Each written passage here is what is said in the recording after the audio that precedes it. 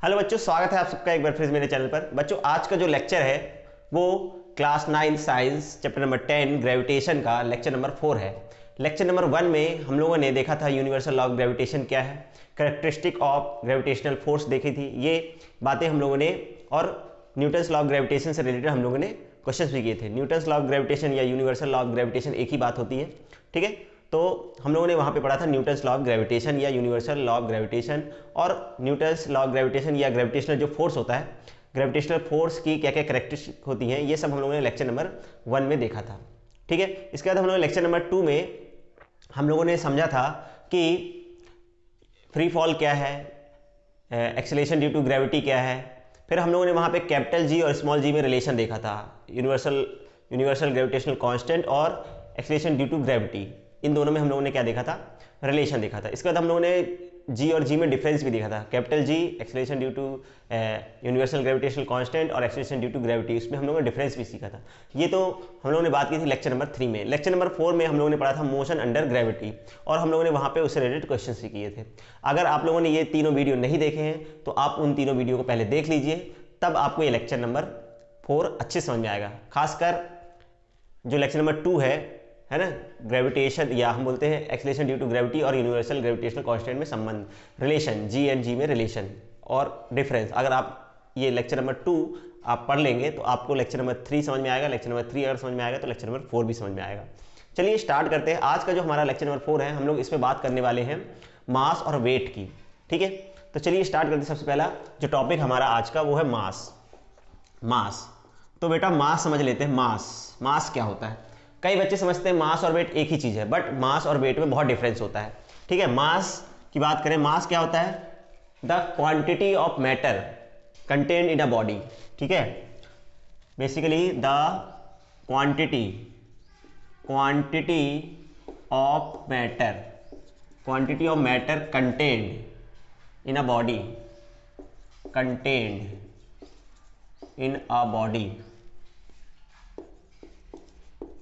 in a body is called mass, ठीक है। the quantity of matter contained in a body is called mass, it's mass, ठीक है। तो मास की definition है किसी भी बॉडी में कितना मैटर कंटेंट है, उसका मटेरियल कंटेंट बोले, जितना ज़्यादा मटेरियल होगा उसका मास भी उतना ही ज़्यादा होगा। मटेरियल कंटेंट की बात कर रहे हैं तो मास। अब बात करें हम लोग कुछ चीज़ें, जैसे मास को रिप्रेजेंट कैसे करते हैं। मास को हम लोग स्मॉल m से रिप्रेजेंट करते हैं जनरली, ठीक है। रिप्रेजेंट कैसे करेंगे, it is represent by small m, ठीक है। It is represented by small m, इसको रिप्रेजेंट करते हैं। दूसरा, अगर हम लोग बात करें, ये स्केलर क्वांटिटी है, it is a scalar quantity, ये स्केलर क्वांटिटी है, इसमें डायरेक्शन नहीं होती। और अगर हम लोग इसकी यूनिट की बात करें तो यूनिट जो होती है वो होती है किलोग्राम, मास, किलोग्राम या केजी, इसकी ये यूनिट है, ठीक है। मास की यूनिट क्या है, केजी, किलोग्राम। स्केलर क्वांटिटी है, यूनिट किलोग्राम है, इसको स्मॉल m से रिप्रेजेंट करते हैं, ठीक है। मास जो होता है किसी बॉडी का वो हमेशा कांस्टेंट होता है, वो चेंज नहीं होता place to place, it is always constant, ठीक है। It is a constant quantity, it does not varies या इट डज नॉट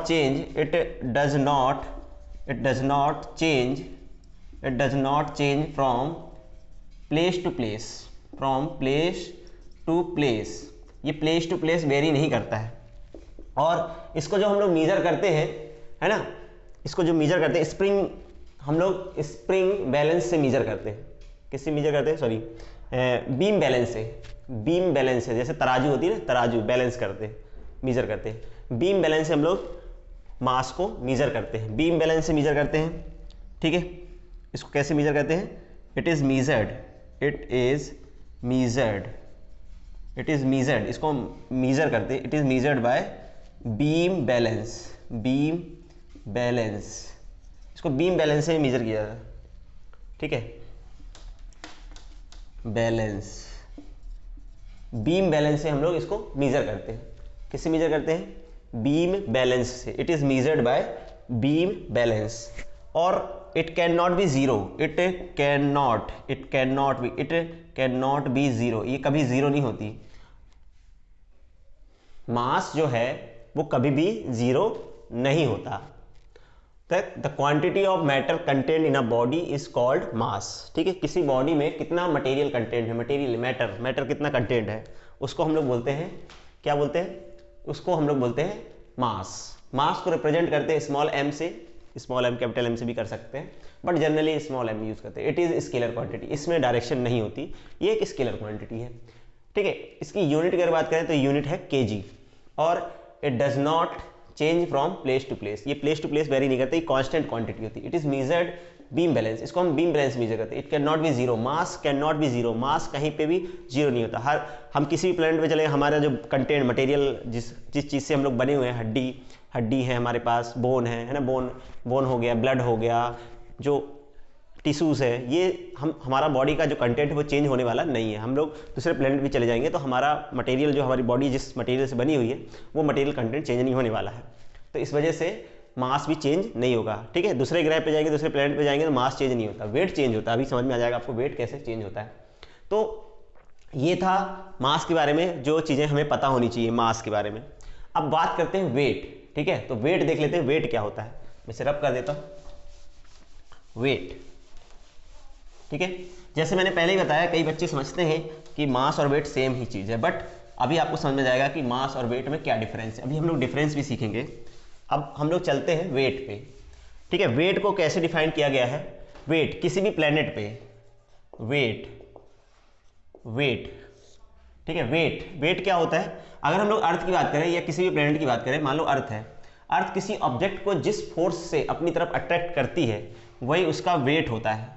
ठीक है, या अर्थ सरफेस पे कोई ऑब्जेक्ट रखा है, जनरली हम लोग अर्थ सरफेस में, तो हमारा वेट, अगर एक ऑब्जेक्ट है कोई भी m मास का, तो इस पर कितना ग्रेविटेशनल फोर्स लग रहा है। अगर अर्थ का मास m है, इसकी रेडियस हम लोग मान लेते हैं r, कैपिटल R। ठीक है, अर्थ की रेडियस हम लोग मान रहे हैं capital R।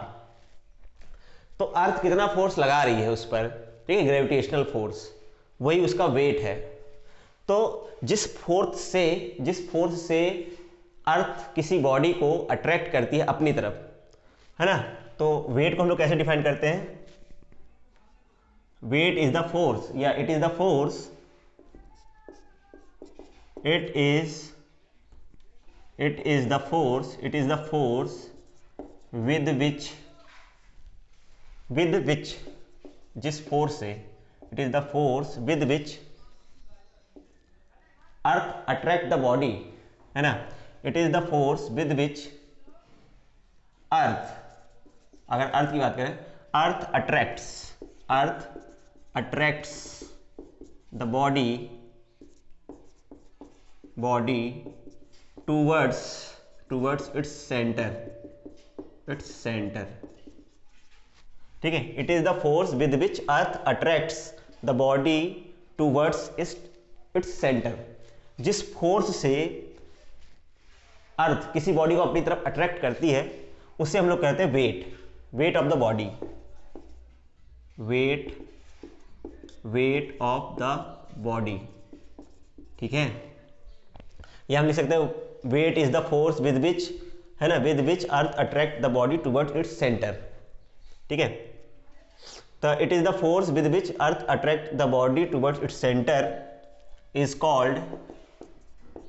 Called weight of body का वेट कहते हैं। अब इसे रिप्रेजेंट कैसे करते हैं। ठीक है, इसे रिप्रेजेंट करते हैं हम लोग W से।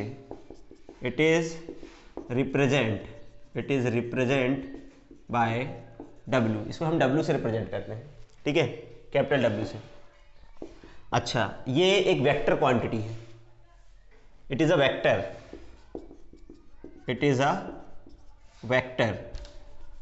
वेक्टर होता है, इट इज अ वेक्टर, क्योंकि फोर्स है, ये बेसिकली फोर्स है, और फोर्स की डायरेक्शन कहाँ होती है, हमेशा टुवर्ड्स द सेंटर, इसलिए इट इज अ वेक्टर। ये वेक्टर है और इट इज अ वेक्टर।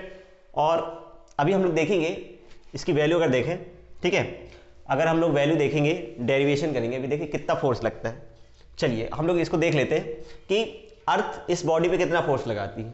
ठीक है, तो अगर हम लोग बात करें तो अर्थ किसी बॉडी पे कितना फोर्स लगाती है, वही उसका वेट है। अब इस बॉडी का मास m है, फोर्स, ठीक है, फोर्स ऑन बॉडी, देखिए force on body due to अर्थ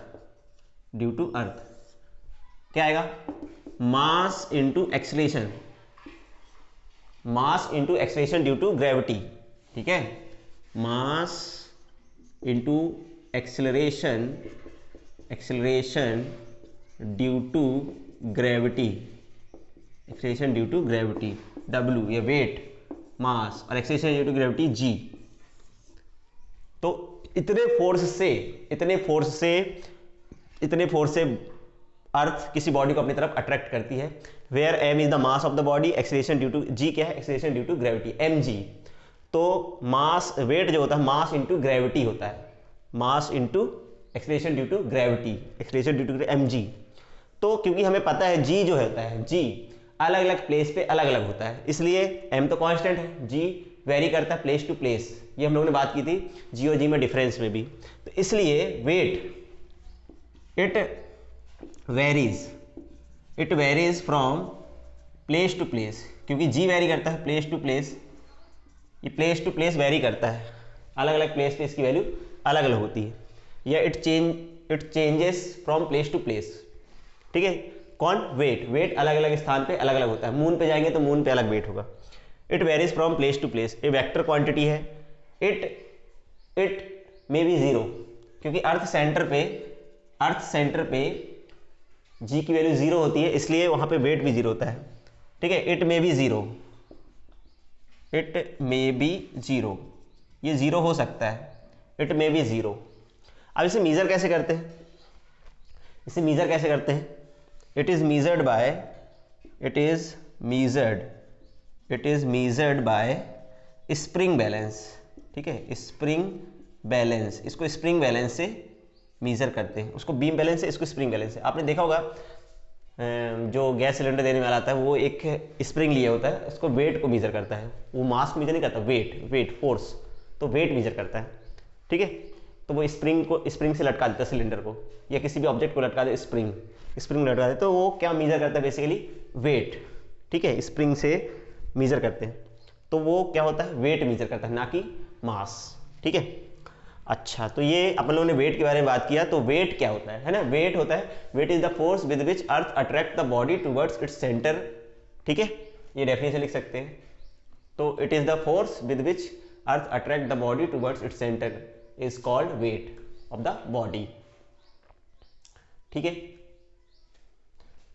तो अगर ये स्टेटमेंट इट इज अपन यहाँ कंप्लीट तो दिख ही रहा है, it is the force with which earth attract the body toward it's centre is called weight of the body, ठीक है। तो ये वेट की डेफिनेशन हो गई, इसको हम W से रिप्रेजेंट करते हैं, इट इज अ वेक्टर क्यों है, क्योंकि G वेक्टर है, इसकी डायरेक्शन कहाँ होती है, its direction is always toward the centre of the earth, इसका डायरेक्शन होती है centre of the earth. It varies from place to place, क्योंकि G वेरी करता है place to place. It may be zero हो सकता है, क्योंकि G सेंटर पे जीरो होता है। It is measured by spring balance. तो ये हम लोग ने बात की G और G की। अब अर्थ पे हम वेट को कैसे लिखते हैं, force on body due to earth. अगर हमको इस बॉडी पे फोर्स लिखना है तो फोर्स कैसे लिखेंगे, मास into acceleration, second law of motion से। वेट या फोर्स, क्योंकि यही फोर्स है और यही वेट है, यही फोर्स है, फोर्स अपन ने लिखा है, जो फोर्स लगता है वही वेट होता है। तो फोर्स होता है मास इंटू एक्सीलरेशन, तो mg हो गया फोर्स, और जो फोर्स है वही वेट है, ठीक है। इतने फोर्स से अर्थ किसी बॉडी को अपनी तरफ अट्रैक्ट करती है, ठीक है।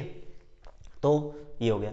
अगर हम इसी चीज को मून पे बात करें, है ना, मून पे अगर हम चले जाए मून पे, तो मून पे हमें पता है वेट, अगर मून पे बात करें तो मून के लिए, फॉर मून के लिए बात करें तो मून पे जो रेडियस है ना, मून, रेडियस ऑफ मून, तो मून पे अगर बात करेंगे, ये तो हो गया अर्थ पे बात करें तो मून पे वेट अगर करेंगे तो मून पे जो वेट होगा मास इनटू मून पे ग्रेविटी। तो पिछली क्लास में हम लोग देखा था मून पे जो ग्रेविटी होती है, वो अर्थ की ग्रेविटी की कितनी होती है, वो 6 टाइम होती है, 1/6 होती है, ठीक है, 1/6 टाइम होती है। इसका मतलब वहां पे जो वेट होगा, बॉडी का जो वेट होगा, वो अर्थ पे वेट का कितना होगा, ये अर्थ मून पे जो वेट होगा, मून पे जो वेट होगा वो अर्थ पे वेट का 1/6 होता है, क्योंकि वहाँ पे जी की वैल्यू कितनी होती है, 1/6 होती है, 1/6। ठीक है, इसका मतलब क्या हुआ, अगर अर्थ पे वेट है ना, जनरली अर्थ पे वेट, क्योंकि अर्थ पे अगर हम लोग बैठे है ना, अगर किसी बॉडी का वेट अर्थ पे मान लो 10 न्यूटन है, वेट अर्थ पे 10 न्यूटन है, तो उसका वेट मून पे कितना हो जाएगा, मून पे जो हो जाएगा 10/6, उसका 1/6 मतलब 1 पॉइंट आ जाएगा 1.66 या 67 न्यूटन। ठीक है, 1/6 टाइम हो जाएगा। तो क्योंकि मून पे ग्रेविटी भी कम है इसलिए उस पर वहाँ पे वेट भी कम है। ठीक है, तो मून पे वेट अगर निकालना है तो मास तो चेंज होने वाला नहीं है। ग्रेविटी ऑन द मून, जो ग्रेविटी होती है मून पे वो अर्थ की ग्रेविटी की कितनी होती है, 1/6 होती है, तो इसलिए वेट भी क्या हो जाएगा, वेट भी 1/6 हो जाएगा, mg/6। अगर अर्थ पे मास mg है तो वहाँ पे mg/6 हो जाएगा। ठीक है, तो इस तरह से वेरी होता है अगर हम लोग बात करें, जो अपना वेट है वो प्लेस टू प्लेस वेरी करता है, और अर्थ पे उसकी वैल्यू अलग होती है और मून पे अलग होती है, और दूसरे प्लैनेट पे जाएंगे तो वहाँ पे भी जी की वैल्यू अलग अलग होगी। ठीक है, अब हम लोग बात करते हैं मास और वेट में डिफरेंस क्या है। ठीक है, मास और वेट में डिफरेंस, तो जैसे डेफिनेशंस हैं वही उसकी अपन लोग बोल सकते हैं, जो डेफिनेशंस हैं वहीं उनमें डिफरेंस हम लोग लिख सकते हैं।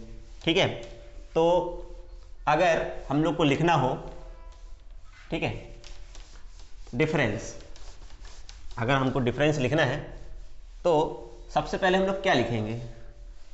ठीक है, देखिए इस तरफ लिखा हुआ है, तो ऊपर में मैं लिख देता हूं यहां पे वेट और यहां लिख देता हूं मास। ठीक है, आप लोग अलग अलग बना सकते हैं।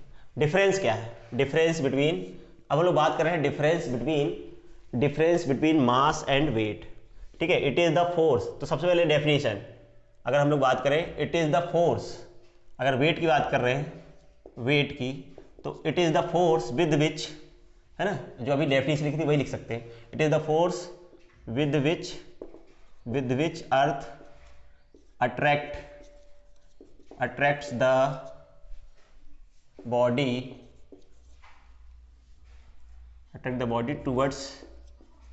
towards its center। ठीक है, ये तो वेट हो जाएगा। इसका डेफिनेशन लिख सकते हैं, the matter contained in a body, the quantity of matter, जो डेफिनेशन थी, the quantity of matter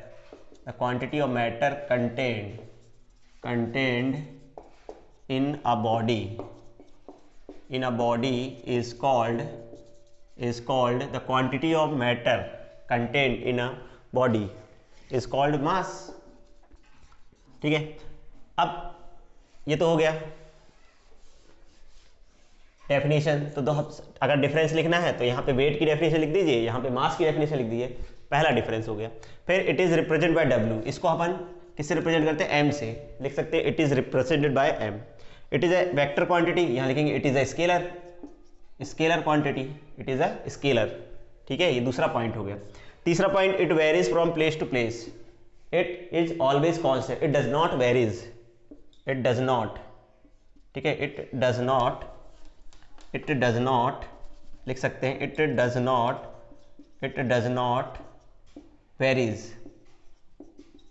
varies from place to place. ठीक है, यहाँ पे डज नॉट लिखेंगे। It may be zero, it never be zero, ये जीरो नहीं होता कभी भी। It is measured by spring balance, इसको हम स्प्रिंग बैलेंस मेजर करते हैं, it is measured bye beam balance. जो डेफिनेशंस है वहीं इसकी डिफरेंस भी है। सबसे पहला पॉइंट आप डेफिनेशन लिखिए, weight is the force with which earth attract the body towards its centre, the quantity of matter contained in a body is called mass. It is represent by W, it is represent by M। Vector quantity है, scalar quantity है, place to place vary करता है, place to place may be zero, it never be zero, है ना। It is measured by spring balance, it is measured bye beam balance. Spring balance है ना, जो spring होती है, स्प्रिंग से किसी वेट को उठा के उसको फोर्स निकालते हैं, ठीक है। और इसको किससे मेजर करते हैं, बीम बैलेंस से। बीम बैलेंस मतलब तराजू समझो, तराजू से मास को मेजर करते हैं ना, शक्कर लेने जाते हैं, मास है ना, 5 kg 2 kg। अब बात करें इस पे, इसकी यूनिट, अगर हम लोग बात करें यूनिट की, इसकी यूनिट, अगर यूनिट की बात करें तो इसकी यूनिट होती है न्यूटन, ठीक है। न्यूटन, क्या यूनिट होती है, न्यूटन, न्यूटन, कैपिटल एन से लिखें सिंबल। इसकी यूनिट की अगर बात करें तो kilogram, unit kilogram, KG, KG, इसकी यूनिट होती है न्यूटन, इसकी यूनिट होती है किलोग्राम, ठीक है। तो ये बात की हम लोगों ने मास और वेट की। तो मास और वेट अलग अलग चीज़ है, दोनों चीज़ सेम नहीं है, ठीक है।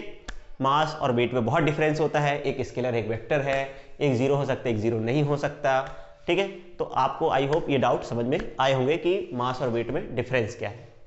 चलिए अब हम लोग अगले सेगमेंट में बढ़ते हैं। अब हम लोग इससे रिलेटेड एक दो क्वेश्चंस करते हैं, वेट से रिलेटेड किस प्रकार के क्वेश्चन पूछे जा सकते हैं। तो आप इसे नोट कर लीजिए पहले, फिर हम लोग क्वेश्चंस पे आगे बढ़ते हैं।